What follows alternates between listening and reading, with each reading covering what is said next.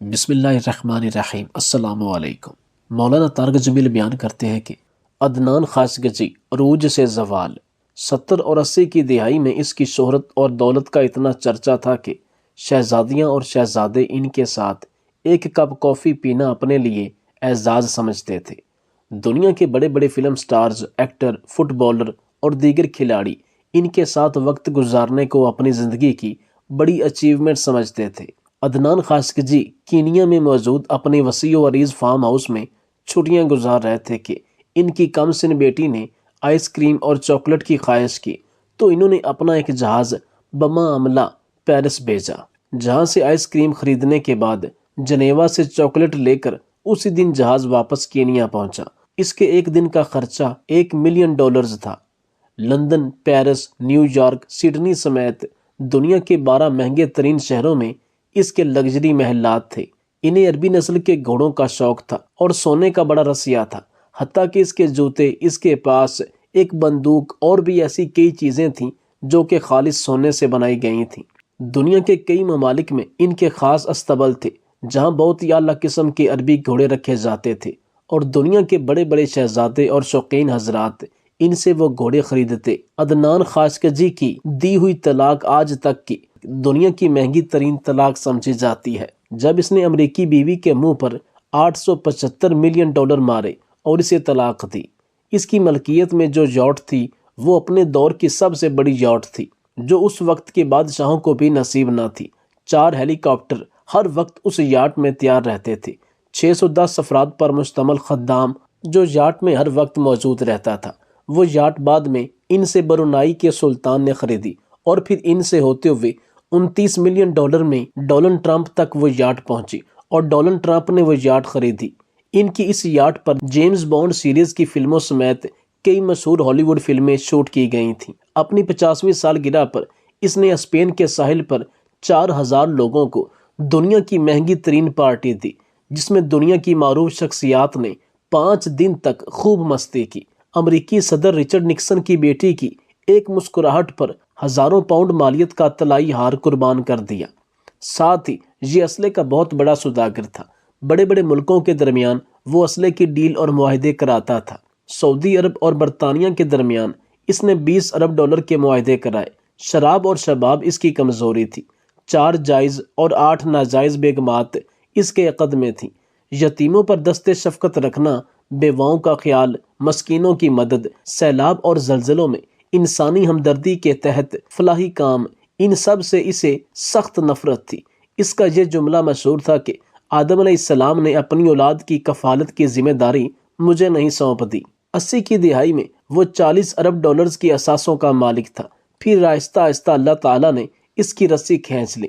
اب تنزل و انحطاط کی طرف اس کا سفر شروع ہوا۔ اربوں ڈالرز کی مالیت کے ان کے ہیرے سمندر میں ڈوب گئے۔ ان کے 2 سونے سے بھرے جہاز بھی سمندر کی نظر ہو گئے۔ کاروبار میں خسارے پہ خسارہ شروع ہوا، قرضے پہ قرضہ چڑھا، سب اثاثے فروخت کر ڈالے۔ ان کے دوست احباب، ان کے چاہنے والوں نے ان سے نظریں پھیر لیں۔ یہ ایک لمبی مدت تک گمنامی کے پاتال میں چلا گیا۔ کسی کو خبر تک نہ تھی کہ یہ کہاں ہے۔ اچانک یہ گمنامی کی زندگی میں چلے گئے۔ ان کے دوست احباب انہیں ڈھونڈتے، لیکن ان کا کچھ اتا پتہ نہ تھا کہ وہ کہاں چلے گئے ہیں۔ پھر ایک دن یہ لندن میں کسی سعودی تاجر کو ملا۔ ان کی حالت غیر ہو چکی تھی۔ اس نے تاجر سے کہا، وطن واپس جانا چاہتا ہوں لیکن کرایہ نہیں ہے۔ اس سعودی تاجر نے اکانومی کلاس کا ٹکٹ خرید کر اسے دیا اور یہ جملہ کہا، اے عدنان، اللہ تعالیٰ نے فقیروں اور غریبوں پر مال خرچ کرنے اور صدقہ کا حکم دیا ہے۔ یہ ٹکٹ بھی صدقہ ہے۔ اپنے دور کا یہ کھرب پتی شخص صدقے کی ٹکٹ پر عام مسافروں کے ساتھ جہاز میں بیٹھ کر جدہ پہنچ گیا۔ اس عرب پتی تاجر کا نام عدنان خاشقجی تھا۔ یہ عرب نژاد ترکی تھا۔ اس کی پیدائش مکہ مکرمہ میں ہوئی تھی۔ اس کے والد شاہی طبیب تھے۔ اس شخص کا انتقال ترکی میں 2017 میں 82 سال کی عمر میں ہوا۔ یاد رکھیں، آپ جتنے بھی طاقتور ہیں، آپ جتنے بھی ثروت مند ہیں، اللہ تعالیٰ کے آگے بہت کمزور ہیں۔ اپنی دولت اور طاقت کو کبھی بغاوت کے لیے استعمال نہ کرنا۔ اللہ تعالیٰ کی پکڑ بڑی سخت ہے۔ رسول اللہ صلی اللہ علیہ وآلہ وسلم زوال نعمت سے ہمیشہ اللہ تعالیٰ کی پناہ مانگتے تھے۔ بے ایمان ملک کا نوجوان मार्क से मार्क जकरबर्ग कैसे बना। मैक्स दुनिया की पहली बेटी है जिसकी पैदाइश पर बाप ने 45 अरब डॉलर सदका कर दिए। ये किसी बच्चे की पैदाइश पर इंसानी तारीख का सबसे बड़ा अतिया, सबसे बड़ा सदका है। ये बच्ची कौन है, इसके वालिदैन कौन हैं और 45 अरब डॉलर का ये अतिया क्यों किया गया, ये भी एक दिलचस्प दास्तान है। ये दास्तान 2004 में शुरू हुई। 2004 में हार्वर्ड यूनिवर्सिटी के एक कमरे में 3 नौजवान रहते थे। मार्क इन तीनों में नालायक, सुस्त और 2002 में हार्वर्ड यूनिवर्सिटी पहुंच गया। शर्मीला था, कंप्यूटर प्रोग्रामिंग इसका जनून था। मार्क ने 2004 के शुरू में अपने गंदे कमरे में बैठकर वेबसाइट की डोमेन खरीदी। सोशल नेटवर्क की वेबसाइट 2004 को facebook.com डिजाइन की और 4 फरवरी के नाम से ये वेबसाइट लॉन्च कर दी। इस वेबसाइट का मकसद हार्वर्ड यूनिवर्सिटी के स्टूडेंट्स के दरमियान ऑनलाइन राब्ते पैदा करना था। मार्क ने यह वेबसाइट के लिए तमाम डेटा, स्टूडेंट्स के प्रोफाइल, इनकी तस्वीरें और पते यूनिवर्सिटी के डेटा बैंक से लिए थे। यह वेबसाइट जो ही इंतजामिया के नोटिस में आई, इंतजामिया ने हैकिंग का इल्जाम लगाकर मार्क को नोटिस जारी कर दिया। 4 दिन में 650 तालिब इल्मों ने फेसबुक ज्वाइन कर ली। मार्क ने मार्च के महीने में फेसबुक पर इश्तिहारात का सिलसिला भी शुरू कर दिया। पहले महीने की कमाई $450 थी। कंपनी में अप्रैल में $10,000 की मजीद सरमायाकारी हुई। इस सरमायाकारी ने फेसबुक को 6 माह में अमेरिका की 34वीं यूनिवर्सिटियों के 1 लाख तालिब इल्मों तक पहुंचा दिया। और ये वो कामयाबी थी जिसने मार्क पर हार्वर्ड यूनिवर्सिटी के दरवाजे बंद कर दिए। वो हार्वर्ड से निकला और सीधा सिलिकॉन वैली पहुंच गया और मार्क से मार्क जकरबर्ग हो गया। फेसबुक की मालियत सिर्फ 4 माह में $10 मिलियन हो चुकी थी, जो कि अपने आप में और उस वक्त की सबसे बड़ी अचीवमेंट थी। जो लोग इन चीज़ों को समझते थे वो सिर्फ वही जानते थे कि इसका फ्यूचर कितना ताबनाक है। अभी ये कंपनी सिर्फ अपने पांव पर मुकम्मल खड़ा होने के लिए सहारा ढूंढ रही थी। इसके बावजूद बेशुमार खरीदार इस कंपनी को खरीदने के लिए मार्क जकरबर्ग से राब्ता करने लगे। किसी ने कंपनी के 2 गुना तो किसी ने कंपनी की कुल मालियत के 10 गुना तक कीमत लगाई, लेकिन मार्क ने कंपनी बेचने से इनकार कर दिया। मार्क ने मुख्तलिफ इन्वेस्टर हजरात को अपनी कंपनी की तमाम डिटेल बताई, लेकिन मां सिवाय चंद लोगों के किसी बड़े बिजनेसमैन ने इसमें इन्वेस्टमेंट नहीं की। जिन 2-4 लोगों ने इसकी कंपनी में इन्वेस्टमेंट करना चाही, इन्होंने इससे बहुत ज्यादा शेयर मांग लिया, जिसकी वजह से यह सौदा भी कामयाब ना हो सका। लेकिन मार्क ने हिम्मत ना हारी, मजीद मेहनत करता गया। 2005 की गर्मियों में जब फेसबुक के यूजर्स की तादाद 2 लाख हुई तो पेपाल कंपनी के शरीक बानी पीटर थेल ने फेसबुक में $5 लाख की सरमायाकारी कर दी। ये उस वक्त की किसी भी कंपनी में की जाने वाली सबसे बड़ी सरमायाकारी थी, खास तौर पर जो बिल्कुल नई कंपनी परवान चढ़ी थी, जिसने अभी तक सिर्फ अपने ही मुल्क के चंद शहरों में नाम बनाया था और ना ही इतनी ज्यादा फेमस थी कि पूरे मुल्क में इसका तोती बोलता हो। यह सरमायाकारी यूजर्स की तादाद को 5 लाख तक ले गई। यह सरमायाकारी मार्क के लिए मजबूत बुनियाद और बैकबोन दोनों साबित हुई, क्योंकि इससे कंपनी मजबूत हुई और इसकी पॉपुलैरिटी में भी इजाफा हुआ। शायद यही वो दिन था जिसके लिए मार्क ने इतनी ज्यादा तगोदो की थी और उस वक्त इसको इसका समर मिल गया था। फिर इसके बाद मार्क ने पीछे मुड़कर ना देखा। फेसबुक इस वक्त दुनिया की मकबूल तरीन सोशल मीडिया 55 वेबसाइट हैं। इसके यूजर्स की कुल तादाद 1 अरब करोड़ है। दुनिया के 145 ममालिक के लोग फेसबुक इस्तेमाल करते हैं। फेसबुक ने मार्क जकरबर्ग को 23 साल की उम्र में अरबपति बना दिया। यह दुनिया का पहला नौजवान था जो 23 साल की उम्र में अरबपतियों की फहरिस्त में शामिल हुआ।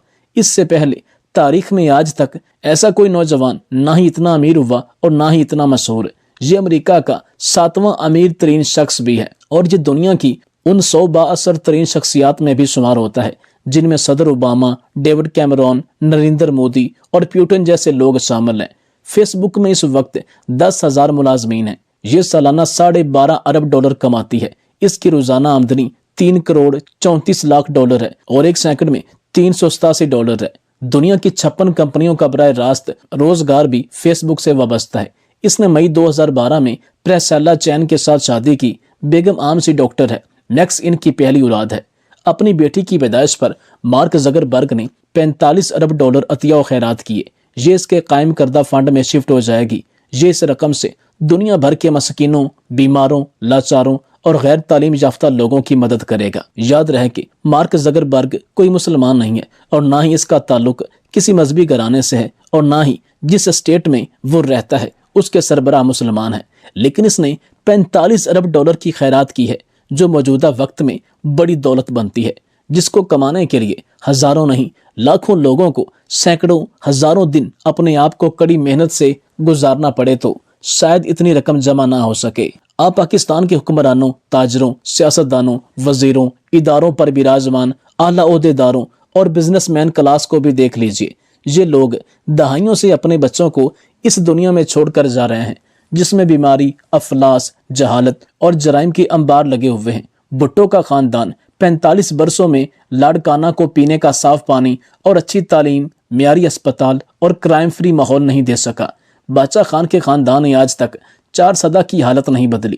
مولانا فضل الرحمان نے آج تک ڈی آئی جی خان کو نہیں بدل سکے، اور شریف فیملی آج تک لاہور کو اتنا صاف ستھرا اور محفوظ نہیں بنا سکی کہ ان کے پوتے اور پوتیاں سیکیورٹی کے بغیر باہر نکل سکیں، سرکاری سکولوں میں تعلیم حاصل کر سکیں، گورنمنٹ کے ہسپتال میں علاج کرا سکیں اور ٹوٹی کا پانی پی سکیں۔ یہ کیسے لوگ ہیں؟ یہ خود کو اللہ تعالیٰ کی مقدس قوم بھی کہتے ہیں، یہ کلمہ بھی پڑھتے ہیں، قرآن مجید کی تلاوت بھی کرتے ہیں اور باقاعدگی سے نماز بھی ادا کرتے ہیں، خود کو مسلمان بھی سمجھتے ہیں اور سب سے بڑھ کر سب سے بڑا عاشق رسول بھی سمجھتے ہیں، لیکن اپنے بچوں کو بدترین ماحول بھی دے رہے ہیں۔ یہ کیسے مسلمان ہیں؟ یہ کیسے پاکستانی ہیں؟ اور یہ کیسے انسان ہیں؟ یہ کیسا اسلامی ملک ہے جو کہ اس پوری دنیا میں واحد اسلام کے نام پر بنا ہے، لیکن بدقسمتی سے جہاں اسلام کے بنیادی اور سنہرے قوانین لاگو نہیں ہوتے، امیر غریب کے لیے قوانین علیحدہ ہیں، جس کی لاٹھی اس کی بھینس اس اسلامی ملک میں رائج ہے۔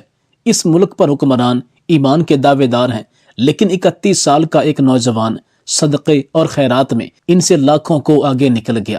یہ ایمان کے ڈھول پیٹتے رہ گئے اور ایک غیر مسلم بے ایمان ملک کا ایک بے ایمان نوجوان ایمان کی پوری دکان لوٹ کر لے گیا۔ میں یقین سے کہہ سکتا ہوں کہ ہمارے ملک کے حکمران، سیاستدان، بزنس کمیونٹی، جتنے بھی لوگ ہیں، اگر وہ مارک کی جگہ ہوتے تو وہ شاید کوئی نئی ٹیکسٹائل مل لگاتے، کوئی شوگر مل لگاتے، کوئی سٹیل مل لگاتے، یا دبئی، لندن میں اپنی آنے والی نسلوں کے لیے فلیٹ خریدتے، یا وسیع کاروبار کرتے، یا سوئس بینک میں رقم ڈالتے اور دنیا کے کسی بھی بڑے ملک میں جزیرے وغیرہ خریدتے۔ یہ آج ہم سب کے لیے، خاص طور پر پاکستان میں بسنے والے لوگوں کے لیے لمحہ فکریہ ہے۔